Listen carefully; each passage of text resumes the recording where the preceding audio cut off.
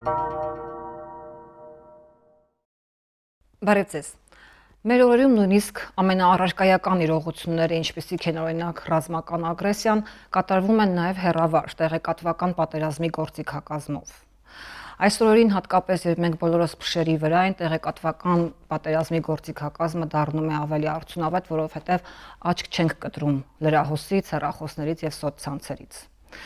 Ինչպես խուսափել տեղեկատվական ահաբեկչության զոհ դառնալուց։ Մեր տաղավար հյուրընկալված տեղեկատվական անվտանգության փորձագետները հուսով եմ կօգնեն մեզ այս հարցում գործնական խորհուրդներով։ Մեզ հետ Արթուր Պապյանն է եւ հեռավար կապով մեզ միացել է նաեւ Սամվել Մաղդիրոսյանը, բարև ձեզ։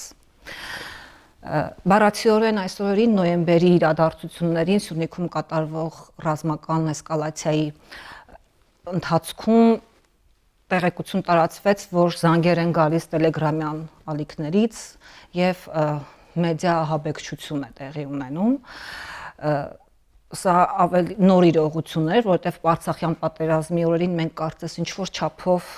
սովորել էինք տեղեկատվական պատերազմի որոշ գործիքներին, դրանք գնալով ավելանում են բնականաբար։ Ձեր կարծիքով տեղեկատվական պատերազմի բունկեր կա, հնարավոր է ապաստարան գտնել։ Եթե ընդհանրապես ինտերնետից անջատվել, իհարկե կարելի է, գոնե դա հնարավոր է, գոնե դա մեր ուժերի մեջ է, բայց առհասարակ եթե դուք հետաքրքրվում եք արկա իրողություններով, այսօր ամբողջ տեղեկատվությունը ինտերնետում է,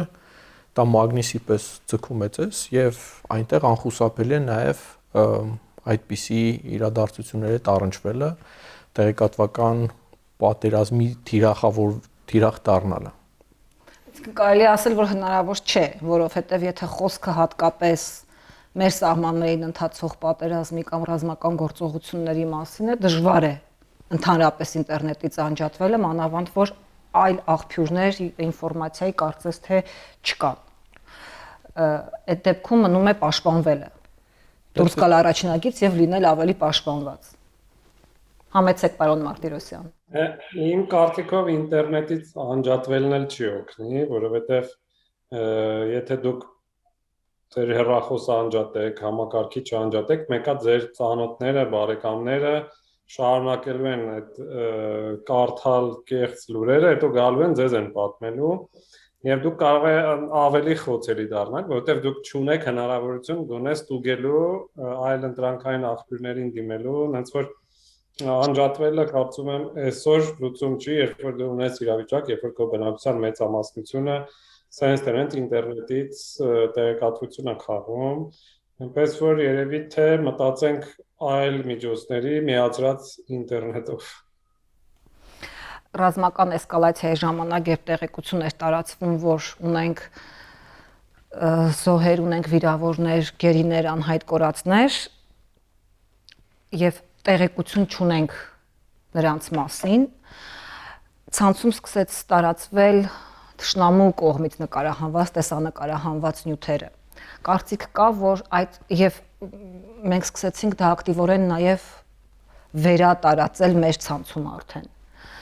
Գործնականում կարծիք կա, որ դրա կարիքը չկա, դա իմաստ չունի եւ դա ավելի խորացնում է տեղեկատվական ահաբեկչությունը։ Բայց միևնույն ժամանակ էլ ինչ որ առումով նաև տեղեկություն է տալիս, ինչ է կատարվում։ Ինչ կարելի անել այս դեպքում։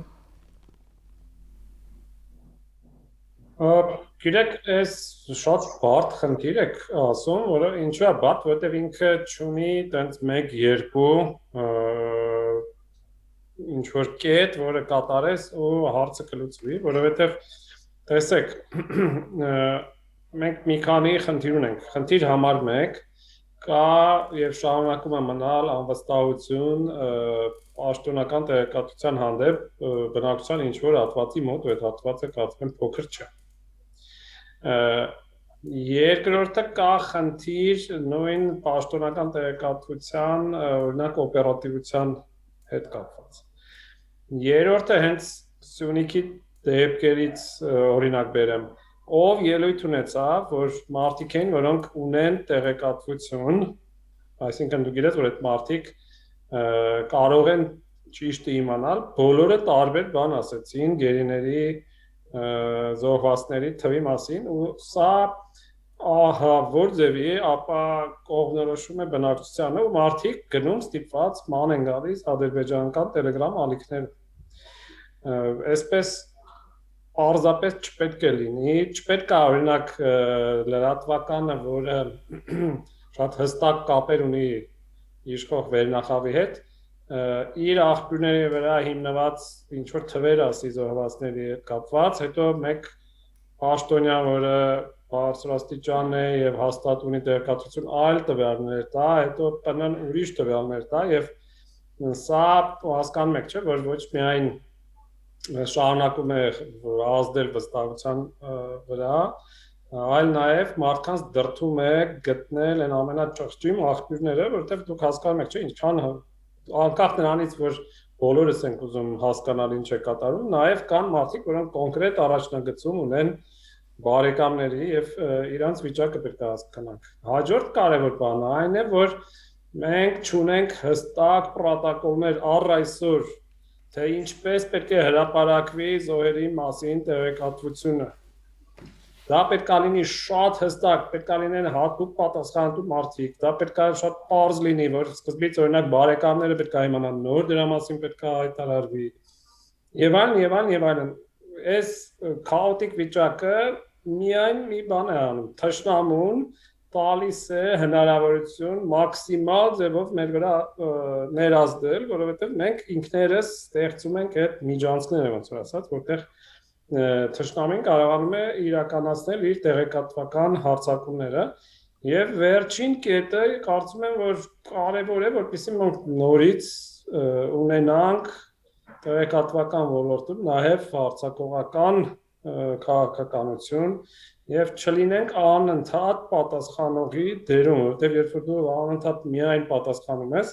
հակառակորդը ինչ ուզում անում է, այսինքն իրանք ինչ ուզես կարող են լցնել ցած, դու անընդհատ պետք է նստես բացատրես SSR, մարդիկ ես հավաստիացնում որ բացատրությունները լսող ավելի քիչ է լինում, քան այդ տեսանյութերը, նաև դա պարզապես վիճակագրական փաստ է։ Տեսեք, դուք հիշատակեցիք տեղեկատվական պատերազմ, տերմինը կարծեմ ձեր խոսքով, բայց այստեղ տեղեկատվական պատերազմ չի։ Այստեղ ուղղակի միակողմանի գործողություն է, պարոն Մարտիրոսյանը շատ ճիշտ էր դիտարկում։ Տեղեկատվական ագրեսիա, ինչպես։ Այո, որովհետև տեղեկատվական պատերազմ նշանակում է, որ երկու կողմից են վարվում գործողություններ, դա նշանակում է, որ մի կողմը, օրինակ հայկական կողմը, նախ պաշտպանում է սեփական աղբյուրները, հետո լրացնում է հակառակ կողմի ապատեղեկատվություն տարածող կամ նույնիսկ տեղեկատվություն տարածող աղբյուրները եւ հաջորդով փորձում է հակառակորդի դիրքերում ինչ որ ապատեղեկատվություն սերմանել կամ ինչ որ հոգեբանական կրոններ անել, տեղեկատվական կրոններ անել։ Մեր դեպքում մենք ինչ ենք տեսնում։ Ադրբեջանական կողմից համակարգված աշխատանք է տարվում, ընդ որում ոչ միայն ինտերնետ օգտատերերի դեմ։ Այս անգամ մենք տեսանք իրական ֆիզիկական կյանքում ուշագրավ հարձակումներ ադրբեջանական կողմից կոորդինացնում էին Telegram-յան չաթի միջոցով, հետո զանգում էին ֆիզիկապես մարդկանց, այսինքն այո, ես սխալ եմ, երբ ասում եի հնարավոր է սրանից ինտերնետից անջատվելով թաքնալ, որովհետև ուղղակիորեն այս անգամ նույնիսկ դա էր հաշվի առնվել, զանգում էին հեռախոսահամարներով, չգիտեմ, ռուսերենով հորդորում էին թողնել, հեռանալ, որովհետև ադրբեջանցիները գալիս են, սա իհարկե սուտ էր, բայց սա իրական կյանքի վրա ազդող տեղեկատվական գրող կամ Yandex տաքսի ծառայություններ էին, տաքսիներ էին պատվիրում Բաղրամյան 26-ից դեպի օդանավակայան, այսպիսի գրաֆիկով, հետո վերջի պահին, երբ տաքսին մոտենում էր կետին, դա չեղյալ էին հայտարարում, սա եւ բուն տաքսիների շարժ, այսպես թվում է մանր չարություն, բայց նաեւ կողքից նայողի համար էլ կամ սա իմացողի համար շատ սիմվոլիկ տվյալներ, այսինքն Բաղրամյան 26-ից օդանավակայանը դա որոշակի սիգնալ է հայ հասարակությանը։ Ու սա այսպիսի համակարգված գրոներ է, իսկ իհարկե հասկանալի է, որ մենք Հայաստանում նստած դժվարությամբ ենք իմանում, թե ադրբեջանական կողմում ինչ է արվել, հայկական կողմից, բայց անցած տարի գոնե ինչ որ բան իմանում էինք, օրինակ նոյեմբերի 16-ի հետ կապված, որովհետև հայկական կողմից արված գործողության պատասխանի մասին նույնիսկ չեմ լսել։ Մենք մեր կողմից կարող ենք գոնե չմեծացնել ձնագունդը։ Օրինակ, ես ուզում եմ արձանագրել, որ հենց նոյեմբերի 16-ից ծայրահեղ լարված քաղաքական էսկալացիա էր, երբ որ գնում զուգահեռ ռազմական էսկալացիայի հետ, Հայաստանը կդիմի Ռուսաստանի Դաշնության օգնության, հապկին կդիմի, չի դիմի, այս քաղաքական էսկալացիայի ֆոնին տարածվեց հումորային երգիծական տեղեկություն տարածվեց, որ ՀԱՊԿ կքննարկի Հայաստանին շտապ օգնություն հասնելու հարցը, քննարկումը տեղի կունենա 2 ամիս հետո, այսպիսի իրոնիկ լուրը բավական լուրջ ընդունվեց բավական շատ մարդկանց մեջ եւ հետո դուք ստիպված եղաք նաեւ անձամբ դուք էլ տեղեկացնելու, որ լուրը երգիծական է, մի տարվեք եւ այլն եւ այլն, այսինքն միգուցե հնարավոր է այսպես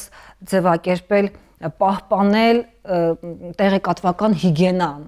եւ ավելորդ հումոր չանել, երբ վստահ եք, որ այդ հումորը կարող է չընկալվել որպես հումոր։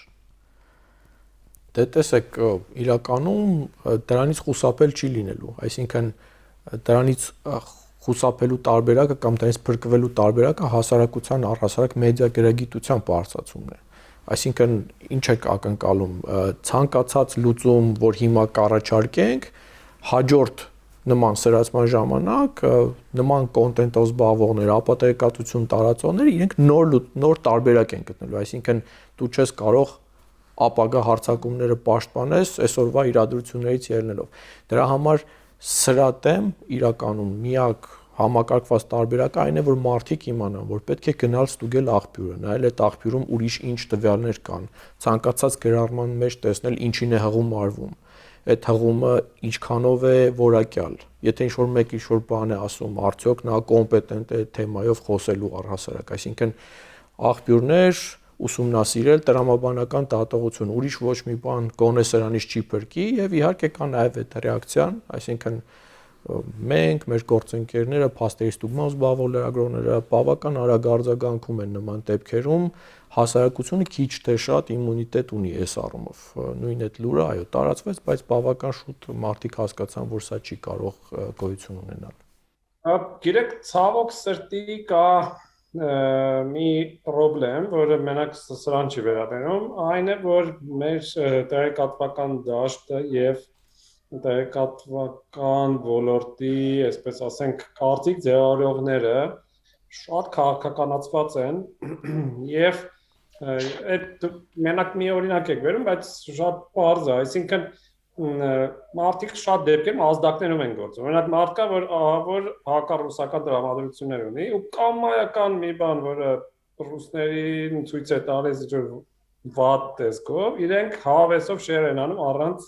խորանալու։ Նույնը մարդ հակաարևմտյան դրամատրություններ ունի,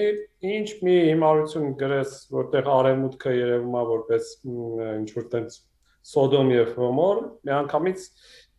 կտարածեն եւ այլն ու ցավոք սրտի մարդիկ, որոնք այդպես լուրջ հասարակության մեջ դիրքեր ունեն, նույնպես են վարվում, չեն ստուգում,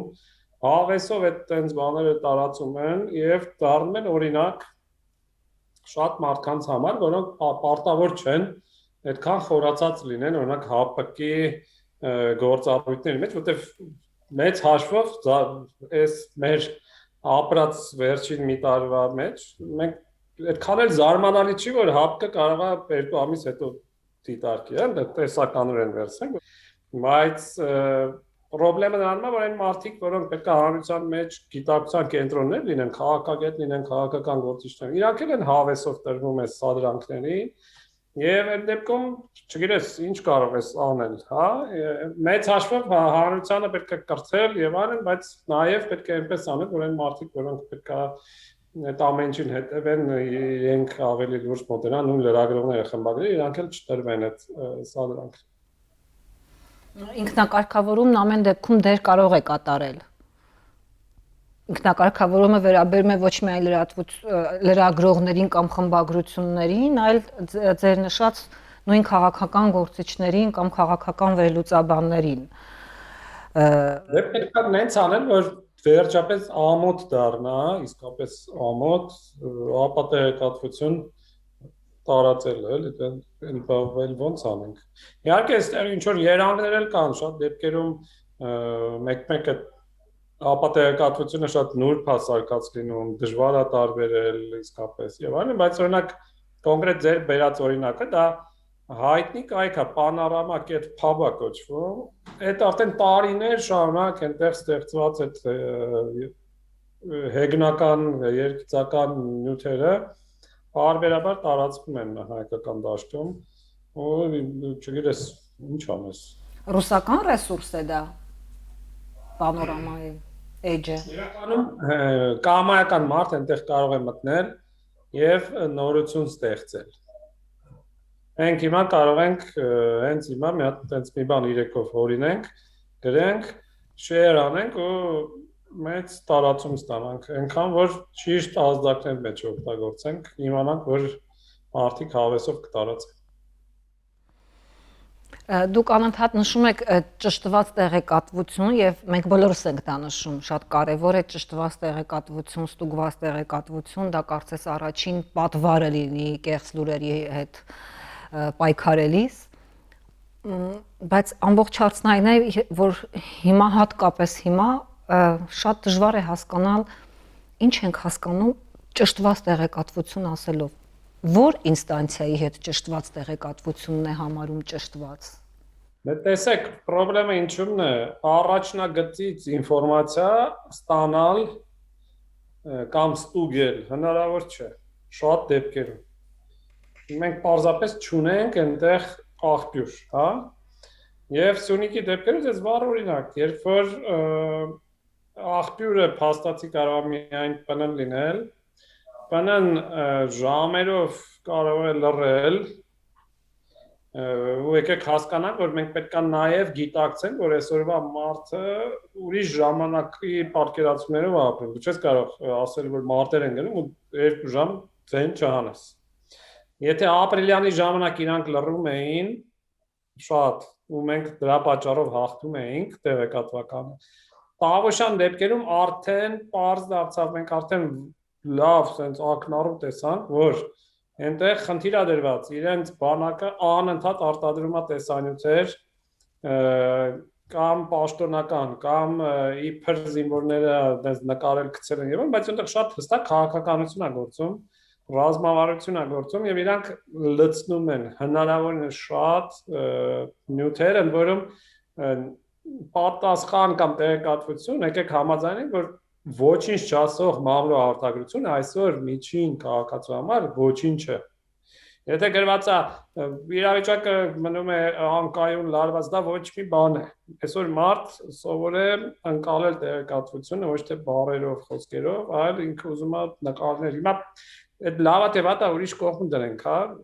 Երևի այդքան էլ լավ չի, որ sense սպառողական բանով ենք մոտենում այս ամեն ինչին, բայց այդպես է։ Հիմա դու պետք է իրողությունների հետ առերեսվես, հասկանաս, որ պետք է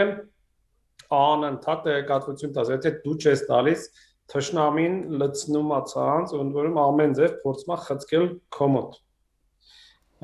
Եվ այս դրա լուծումը դա շատ հստակ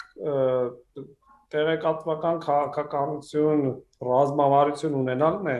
շատ հստակ պատասխանատուների ունենալը, օրինակ ես առ այսօր չեմ հասկանում ՊՆ-ում մի քանի բաժին է աշխատում ու դա խնդրեմ է, ես լուրջ չեմ ջոգում, ով է այնտեղ պատասխանատու ու կարծում եմ իրանք էլ չեն հասկանում, հա, շատ դեպքերում ու կա ինչ-որ բաժին, որը անընդհատ մամլո արտադրություններ է արտադրում, ոչինչ չասող, ու դա երևի ֆիքսվում է ինչ-որ միտեղ, որ իրանք գործ են անում, բայց այսօրվա հիբրիդային պատերազմների դեպքում դա ինչ-որ անիմաստ գործունեություն է, որը մենք փաստացի դիրք ենք տալիս տեղեկատվական ոլորտին, դիրքեր ենք զիջում, թշնամուն, թույլ ենք տալիս ինքը այդ վակուումը լցնի։ Արթուր, դուք որտեղից եք ճշտում տեղեկատվությունը, երբ մի բան եք ուզում հրապարակեք։ Տեսեք, տարբեր աղբյուրներից եւ այստեղ նախկինում այո ասվում էր, որ գուցե պաշտոնական է, պետք է այդ լրահոսին հավատալ, բայց այսօր մենք բարբերաբար տեսնում ենք, որ պաշտոնականը սուտ է դուրս գալիս, սխալ չճշտված, եւ մյուս կողմից պետությունը, չգիտեմ, պաշտպանության նախարարությունը ինքը խնդիրներ կատարող կազմակերպություն է, լրատվամիջոց չի եւ գուցե իր մոտ խնդիրը դրված է բարբերաբար սուտ տեղեկատվություն հրապարակելը։ Ինչքան էլ որ մենք ասում ենք, որ դա չարժի, պետք չի, հիմա այդպիսին են իրենք։ Ինձ ավելի այստեղ անհանգստացնում է թե լրագրողները եւ հասարակ քաղաքացիները ինչ անեն, ինչին հավատան եւ այստեղ երևի մի քանի սկզբունքներ կա, որ եթե լրատվամիջոցը մարդ չունի գետնի վրա, հա, տեղում լրագրող չունի, ուրեմն ցանկացած բան, որ ինքը հաղորդում է, ցանկացած տեղից որ հաղորդում է, դա համարել, որ դեռևս չճշտված է։ Եթե մենք ունենք 2-3 անկախ աղբյուրներից տեղեկատվություն, դրանց համադրությունը եւ նաեւ բավարար ենթատեքստ կա տեքստում, այդ ժամանակ փորձել գնահատել այդ աղբյուրը գոնե ինչ-որ մի բան, որին կարելի է, չեմ, իգիտություն ընդունել։ Այսինքն, եթե դուք տեսնում եք մի լուր, որտեղ տեսնում ես հայկական կողմի տարբերակը, հա, ասած ադրբեջանական կողմի, չգիտեմ, ռուսական խաղաղապահների եւ այլն, հա, եթե գետնի վրա մարդ չի եղել, տեսանյութ չունես, լրագրող չունես, այդ ժամանակ փորձել դա համադրել։ Հաջորդ գործը իհարկե համոզվել, որ այնտեղ կա բավարար ենթատեքստ, այսինքն ինչ է սկսվել, երբանից, ինչպես։ Հիմա պարզ օրինակ ասեմ, հա, նոյեմբերի 10-ին այս ամիս ադրբեջանական աղբյուրները տարածեցին տեղեկություն, որ հայ զինծառայողներ ընկել են շրջափակման մեջ, պաշտպանության նախարարությունը հերկեց, պարզապես տեքստով։ Ադրբեջանական կողմից տեսանյութեր էին շրջանում։ Նոյեմբերի 14-ին, 12-13-ին ադրբեջանական աղբյուրները գոռում են, որ այ կրակոցներ են, հայկական կողմից պարզ տեխնիկա է, որ ընդամենը սուտ են ասում, ոչ նկար, ոչ փաստ, ոչ մի բան, լրագրողներ դեռ դեպքի վայրում չկան։ Նոյեմբերի 14, հա, 4-ը դիրք, չգիտեմ, Բախում, Գերիներ, այս ինչ որ բաներ է խոսվում, էլի ՊՆ-ն հերքում է, հետո նոյեմբերի 15-ին վարչապետը ասում է, որ իսկապես եղել են Բախում, անվտանգության խորհուրդը ամբողջ պրես ռիլիզ է տարածում, այսինքն պետական 1-2 մարմին, այն երրորդ մարմին լրիվ մտցնում են ցեխը, ասում են, որ սա սուտ դուրս եկավ։ Հիմա ինչ անի մարդը, որը ամեն վարքյան այսպիսի զգայուն իրավիճակում լուրերի սպասում։ Նախ, տեսնի ինչ աղբյուրներ են այնտեղ։ Ինչին է հղում տրվում, գնահատի։ Արդյոք սա կոմպետենտ մարդ է, օրինակ, պաշտպանության նախարարությունը արդյոք շահագրգիռ է ինձ տեղեկատվություն ասի։ Թե ընդունենք գիտություն, որ պաշտպանության նախարարությունը դա միշտ փորձել է ռոպագանդա անի եւ իր շահերից բխող ինչ որ մի բան կասի ու դա ընդհանրապես համարենք առ ոչինչ։ Հաջորդ մարմին, ասենք, ինչու է վարչապետը պաշտպանության նախարարությանը սուտ անում, հետևից էլ պաշտպանության նախարարին աշխատանքից ազատում, հա, բոլորի աչքի առաջ։ Ինչ որ քաղաքական շահ ունի, չունի։ Հաջորդը ադրբեջանցիները բա ինչ են անում։ Պարզ է, որ նրանք տեղեկատվական պատերազմ են վարում։ Իրենց աղբյուրները վերապահումով նայել, բայց փորձել հասկանալ, համադրել տեղանքին։ Արդյոք դա, չգիտեմ, ցերեկն է նկարված, ինչպես որ ասվում էր, թե գիշերը, արդյոք պեյզաժը համապատասխանում է դեպքի վայրին, թե էլի Լիբիայից կամ Սիրիայից ինչ-որ բան են դել։ Այսպիսի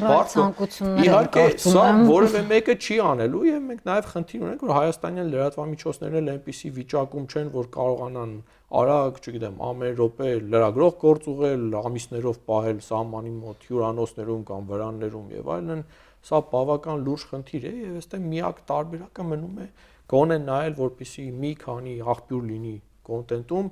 համոզվել, որ այդտեղ հուզական, զգայական, ինչ-որ բովանդակություն չի, պարզ փաստեր են առանց ավելորդ բառաբարդումների եւ փորձել գնահատել այդտեղ ինչ աղբյուրների հղում տրվում։ Դա իհարկե մասամբ հնարավոր է խաղաղ պայմաններում կամ գոնե հարաբերական անդորի պայմաններում, բայց երբ հուզական վիճակը եւ անհանգստությունը շատ բարձր է, այսինքն հենց այս պահին տեղի են ունենում ռազմական գործողություններ, ակնկալել, որ հասարակ օգտատերը լրագրողներից միշտ դա պիտի ակնկալել որպես մասնագիտական խնդիր, բայց որ հասարակ օգտատերը մեդիա եւ քաղաքագիտական վերլուծության կենթարկի, թե ենթադրենք իր բարեկամի վրա Սյունիքում հեսա բարեկամի տուն են հասնում փաստորեն հավատա դրան թե ոչ, ցավոք սրտի կարծում եմ Դե ցավոք սրտի հենց լրագրողներն էլ ոչ միշտ են ամեն ինչ համադրում, չափի մեջ պահում, Սամվելը մի քիչ առաջ նաև նշեց քաղաքական գործիչների, քաղաքագետների մասին, այսինքն այս իրավիճակում մնում է պարբերաբար ուղղակի ինչ-որ կոչեր հնչեցրել մարդկանց, ասել, որ այ ինչ կտեսնեք, մի հավատացեք, վերապահումով մոտեցեք, եթե տեսնում եք, որ ձեզ փորձում են վախեցնել, ուրախացնել, ինչ-որ զգացմունքային իրավիճակի մեջ տնել, դրան առավել եւս մի հավատացեք եւ եթե, չգիտեմ, ձեր սպասելիքներին ուղղությամբ ինչ-որ մի բան է գնում, դա մարդիկ սիրում են ճիշտ դուրս գալ։ Եթե բոլորը մտածում են, որ այ, չգիտեմ, չպատվաստվեմ ու հետո այդ չպատվաստվելու հետ կապված ուզում է որ ճիշտ դուրս գա, ինչ որ մի բան տեսնում է, որ այդ իր տեսակետին աջակցում է, ինքը պատրաստ է դրան հավատալ։ Եթե հակառակ տեսակետն է տեսնում, անմիջապես ոնց չէ, բան, այսինքն նաև այդ կա, որ ապատեգատվության վարպետները դա նույնպես օգտագործում են, այսինքն մարդու ակնկալիքներին համապատասխան կոնտենտ են գեներացնում, նետում են այնտեղ ու ինքը անմիջապես պատրաստ է դրանից բռնել։ Հիմա եթե կա հասարակական սպասելիք ակնկալիք, որ այ ադրբեջանցիները էլի առաջ են գալու, դրան քիչ թե շատ համապատասխան ցանկացած ապատեգատվություն ավելի լավ է տարածվելու, քան հակառակը, որ այ չէ, թողեցին ու հետ գնացին։ Այսինքն ճշմարտությունը հյուսում են ապատեգատվության հետ ու այդ ժամանակ շատ ավելի մեծ տարածում են ստանում բոլոր միֆերը։ Այստեղ դրա համար պետք է շատ զգույշ աղբյուրներ գնահատել, զգացմունքներից հեռու, սառը տատողություն, այսպիսի վերաբերմունք եւ կոչեր հնչեցնելն է մնում փաստորեն այս պահին։ Մասնագետների կողմից նաև կոչեր հնչեցին այս օրերին ռազմական էսկալացիայի, որ խնդրում եմ մի տեսանկարահանեք զինտեխնիկայի շարժ, զինվորների շարժ կամ մի տարածեք այդպիսի տեսանյութեր եւ այլն, որպեսզի իբր ավելի ռազմական իմաստով անվտանգ լինի։ Հակառակ կարծիքներ էլ հնչեցին, որ մինչեւ մենք նկարենք, տարածենք, նրանք ամեն ինչ արդեն գիտեն, անիմաստ է դա չանելը։ Ինչ կարծիք եք, անիմաստ է թե անիմաստ չէ։ Քնարժ է համենայն դեպս խուսափել նմանատիպ տեսանյութերի տարածումից, որտեղ մեր զինվորներն են, մեր դիրքերն են կամ թեկուզ բնական ռելիեֆն է հետնապատկերում երևում։ Գիտեք, այս հարցը շատ պարզ լուծում ունի։ Պաշտպանության նախարարությունը պետք է շատ հստակ կարգավորումներ գրի, տեսանյութեր սարքի եւ այլն եւ հանրայնացնի մի կես տարի մարդկանց զզվացնի, որ մարդիկ հասկանան ինչը կարելի է, ինչը չէ։ Այդ կարելի է նաև բացատրելով ասել, ոչ թե ուղղակի sense չոր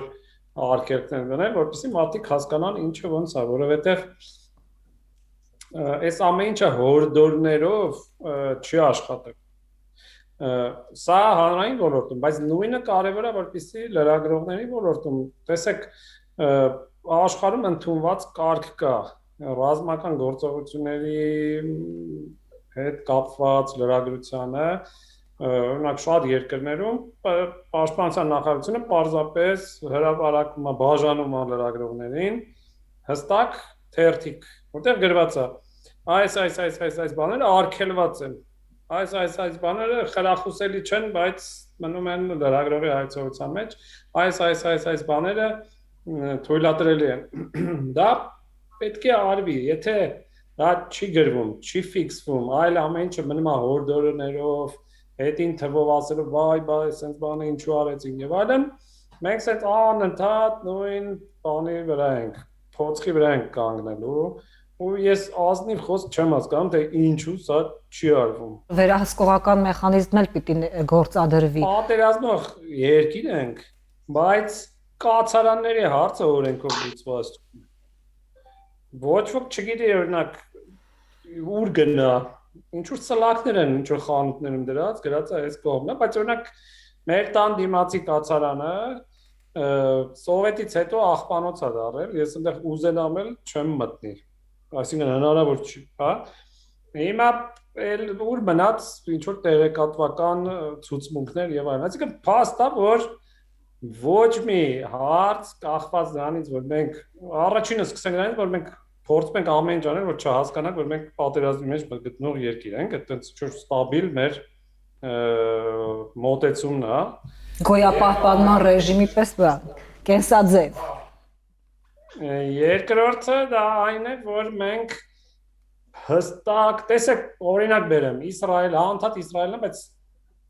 կոնկրետ օրինակ, այնտեղ պարզապես կադաստրը չի ընդունի տան հատակագիծ, որը չունի պաստարան, հա։ Մեզ մոտ, եթե նույնիսկ տենց օրենք մտցնենք, հաստատ հաջորդ օրը այդտեղ մի կաֆե կբացեն, բան կանեն եւ այլն, որտեղ համարվում է, որ դա հիմա տենց է, տենց նորմալ է եւ այլն։ Նույնն էս տեղեկատվականն է, քանի տարի է, որ պարզա, որ լրագրողները գնում են առաջնագից, պարզ չի, որ պետք է լրագրողների հատուկ պատրաստում իրականացվի։ ընդ որում սիստեմատիկ անընդհատ որ պետք է լինեն լրագրողներ, որոնք պետք է վարժ իմանան Python-ի ժամանակ ինչ են անում, այս սրա ժամանակ ինչ են անում, եթե վիրավորվել են ինչ են անում եւ այլն եւ այլն։ Պարզ չի որ այդ լրագրողները եւ մնացած լրագրողները պետք է շատ հստակ ինստրուկցիաներ ունենան, գրված, պատին մեխած, ՊՆ-ի կայքի վրա էլ դա պետք է այսպես մեծ տառերով գրած լինի, իսկ ՊՆ-ի կայքը այսօր քանի ժամ չէր աշխատում ու ամեն անգամ հենց որ sense մի բան ալնում, կայքը մեկ էլ կախում է։ Իրականում ինչի են մարդիկ անընդհատ ցկտում ինչ-որ լուսանկար անել, TikTok գցել եւ այլն։ Իրականում խոսքը վակուումի մասին է տեղեկատվական։ Քանի որ ՊՆ-ից ձայն չկա, ադրբեջանական կողմից կա, այս կողմից էլ մարդիկ ինչ-որ նախաձեռնություն են դրսևորում, փորձում են ինչ-որ մի բան տարածել։ Մի բան տեսան, որպես ուրախ տխուր կամ ինչ լուր, հա, հրապարակում են։ Հիմա եթե մենք ունենայինք պրոակտիվ ինչ-որ իրավիճակ, պաշտպանության նախարարն է, թե չգիտեմ, հանրային հեռուստատեսությունն է, թե ով է, ինչ որ մեկը արտադրեր կոնտենտ, որը այս պահին հույժ կարևոր է, մարդիկ սպասում են դրան։ Այդ կոնտենտը շրջանառվեր, ոչ ոք էլ չէր կարիքը զգար, որ այ ես էլ ելնեմ նկարեմ, մի հատ տանկ նկարեմ, գցեմ կամ չեմ, բան աշխատեց, այս 3 օր աշխատեց, դա նկարեմ, գցեմ, որ մյուսներ։ Այս էքսկլյուզիվության բնական պահանջել կա այս ամենի մեջ։ Ոչ մի ընդհանրապես տեսանյութ, բան, ոչ մի կոնտենտ չկա, մեր կա sense տեքստային հաղորդագրություն է շատ բան, sense ձևական, որից բանել չես հասկանում, բնական է, որ մենք կունենանք այդ պահանջը լրացնելու ցանկություն։ Հիմիկվա մուլտիմեդիա հասարակության պայմաններում։ Այստեղ պիտի խնդիր տներ, որ նման իրավիճակների համար ունենան եւ զորքերի շարժ նկարած պատրաստի ձեռքի տակ, թեկուզ ոչ այսօրվա, բայց պատրաստի ունենան փաթեթով շփրտեն, որ մոբիլիզացվում են ուժերը կմեն, այսինքն ես չեմ պատրաստվում հիմա ՊՆ-ի համար ինչ-որ ռազմավարություն մոգոնել, դա իրենց պարտականություն է, բայց արձանագրենք, որ մարդիկ ուզում են այդպիսի կոնտենտ լինի, տեսնեն, տարածեն ու եթե մեկը մի բան նկարեց գցեց, դա կայծակնային տարածվում է, այսինքն մենակ դա արդեն ապացույց է եւ դա իրականում բաց թողնված հնարավորություն է գոնե կոնտենտ այդպիսի ունենալու դրա միջոցով գոնե տպավորություն ստեղծելու, որ չեմ, այս գերատեսչությունը ինչ որ բան անում է։ Ես մի ամփոփիչ հարց ունեմ։ Մենք ընդամենը 1 տարի առաջ Արցախյան 44-օրյա պատերազմի ընթացքում անցանք այս հիբրիդային պատերազմի մեզ համար դեռևս անծանոթ, բայց բավական շատ խոթերով։ Մենք ինչ որ դաս այս իմաստով հիբրիդային պատերազմի, տեղեկատվական պատերազմի առումով ինչ որ դասեր քաղել ենք։ Եթե մեր խոսակցությունը առանձին լսենք, ինձ թվում է հենց մեր խոսակցությունից այնպիսի տպավորություն կլինի, որ չենք քաղել փաստորեն։ Կարճ պատասխանը չէ։ Հիբրիդային պատերազմը ոչ մի օր չի դադարել։ Նոյեմբերի 9-ից հետո, այսինքն մենք շարունակում ենք այդ պատերազմի մեջ գտնվել ամեն օր, ամեն գիշեր, բայց ելի եմ վերադառնում, մենք ձևեր ենք թափում, որ տենց գնում ենք դեպի ինչ-որ անհայտ խաղաղություն կամ մարդկա համարման, որ արդեն հասել ենք։ Twitter-ով մի հատ մարդու հետ եմ, մի հատ խմբագրի հետ եմ հույն ծանոթացել, հենց պատերազմի օրերին, էլ ինքը տենց ամեն ձև մեզ օգնում էր եւ շարունակում է օգնել։ Ու այն օրը գրել էր, ասում է, «Այ ես չեմ հասկանում։ 4 տարի հետո կարող է ռուս խաղաղապահները գնան, բայց ինձ մոտ բացարձակ տպավորություն չի, որ հայերը ընդհանրապես հասկանում են դա եւ ինչ որ մի բան անում են այդ ուղղությամբ»։ Դասեր քաղելու համար պիտի ինչ-որ մեկը պատասխանատվություն կրի, պիտի այդ պատասխանատվությունը լինի հրապարակային, բոլորի համար հասկանալի, այսինքն մենք տեսնում ենք իրավիճակ, որ ոչ ոք վարչապետից սկսած, մինչև, չգիտեմ, ներքևի պաշտոնյաները առանձնապես պատասխանատվություն չի կրում, 1-2 ինչ-որ զորամասի պետի են բռնում եւ բոլոր մակարդակներում է այսպես, այսինքն մի ամբողջ, չգիտեմ, մարդկային ողբերգություն է տեղի ունեցել, մենք որևէ պատասխանատվություն չենք տեսնում, չկա համակարգված նույն տեղեկատվական կամ կիբեր հարձակումների կրում դասեր քաղելու պրակտիկա, այսպես կոչված post-mortem, ինչ եղավ, ինչի համար եղավ, ոնց կանխել, ինչ ձեռնարկել, որպեսզի հաջորդ անգամ չգրվի, սա ամբողջական համակարգված աշխատանք պիտի լիներ, որը արվում է բոլոր նորմալ իրենց հարգող ինստիտուցիոնալ երկրներում, Մեզ մոտ նույնիսկ եթե արվում է, դա գոնե պիտի նաև հրապարակային լինի, որ օրինակ ծառայի մյուսների համար, այսինքն մի գերատեսչության վերլուծությունը պիտի բոլոր մյուսներին հասանելի լինի։ Դասը հանրային դառնա։ Պատիժը պիտի ակնհայտ լինի, այսինքն անցած տարի արտահոսքեր են եղել, չգիտեմ, նախարարություններից մեկից Հայաստանի բոլոր քաղաքացիների անձնագրային տվյալները, բոլոր ընտրողների, հեռախոսահամարների տվյալների բազաները, մեքենաների համարանիշներն ու սեփականատերերի բազաները բաց տրված են ինտերնետում, այդ պաշտոնյան ում մոտից ում մեղքով հավանաբար այդ արտահոսք եղել է, մենք չգիտենք դա ով է, մենք չգիտենք արդյոք ինքը որևէ պատիժ կրել է պատասխանատվություն եւ ես չեմ բացառում որ նույնիսկ ավելի բարձր պաշտոնների այսօր արժանացել ու տենց պարգևատրվել է ինչ-որ բանի համար։ Ամփոփելով զրույցը կարող ենք ասել, որ երբ որևէ լուր ենք տարածում, այդքան վստահ չլինենք մեր ստացած լուրի ճշգրտության վրա, այդքան ուրախ չլինենք, որ մենք ենք լուրը տարածողը, անկախ նրանից լուրը տխուր է թե ուրախ, եւ այդքան չգերագնահատենք մեր մեդիագրագիտությունը։ Շնորհակալ եմ զրույցի համար, տաղավարում այսօր հյուրընկալել էինք տեղեկատվական անվտանգության փորձագետներ Արթուր Պապյանին, հեռավար կապով մեզ միացել էր Սամվել Մարտիրոսյանը, շնորհակալ եմ մեզ միանալու համար, մնացեք խաղաղությամբ, կհանդիպենք։